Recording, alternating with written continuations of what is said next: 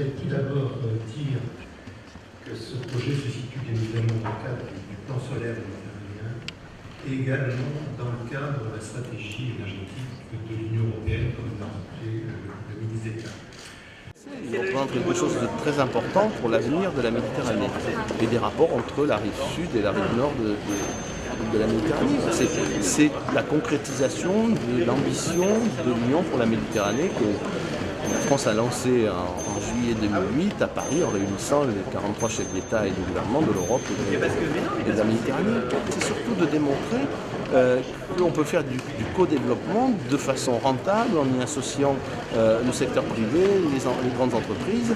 Ce n'est pas une œuvre de charité, c'est pas de l'aide au développement. Non, c'est un développement partagé, un développement commun pour le plus grand intérêt de toutes les parties. Et le Transgreen, ça a pour but de démontrer qu'on peut rendre rentable un certain nombre de projets en permettant à chacun d'y trouver son intérêt. On peut dire qu'aujourd'hui, 13 grands partenaires industriels sont associés dans cette affaire, et EDF ayant accepté d'assurer le leadership de ce consortium. Alors, quel est le but recherché au travers de ce consortium?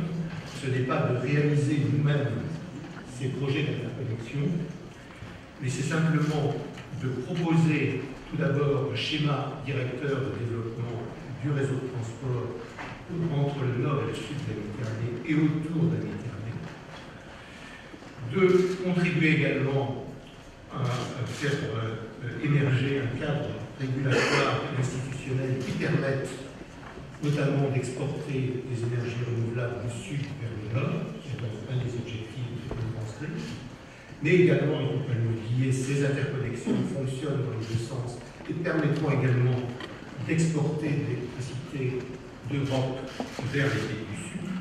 C'est un projet qui démarre, puisqu'aujourd'hui on peut considérer que c'est effectivement le lancement de ce consortium.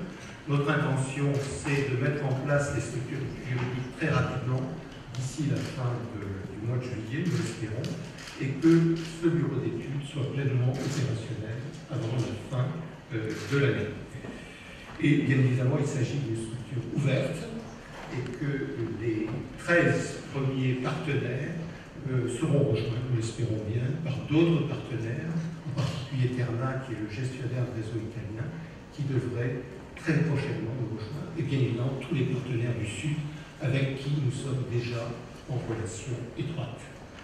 Tout se tient et on ne peut pas le séparer du cadre général de l'Union pour la Méditerranée, ni a fortiori du plan solaire méditerranéen. Ça, c'est vraiment, je crois, la première chose à avoir en tête. La deuxième, Jean-Luc Borloo avait raison tout à l'heure en disant on va pas se limiter au bassin méditerranéen. Non, mais l'Union pour la Méditerranée n'a jamais eu pour but d'installer une sorte de coupure entre le continent africain et le continent européen. C'est tout le contraire. L'Union pour la Méditerranée consiste à développer des coopérations et un bassin de co-développement qui servent de charnière à cette grande ambition de l'Eurafrique qui reste très présente dans nos esprits. Donc, et on voit bien qu'en matière de transport de courant électrique, on a la matérialisation de cette grande ambition. C'est en gros des réseaux qui vont permettre à une partie de l'Afrique de s'équiper en énergie renouvelable et nous de pouvoir accueillir des énergies renouvelables. C'est les autoroutes énergétiques du XXIe siècle qui vont passer à l'est vers Égypte, Turquie, revenir, ça va être un cercle, et puis directement nord-sud, sous Gibraltar. Pour l'instant, il y a 13 compagnies représentant 7 pays.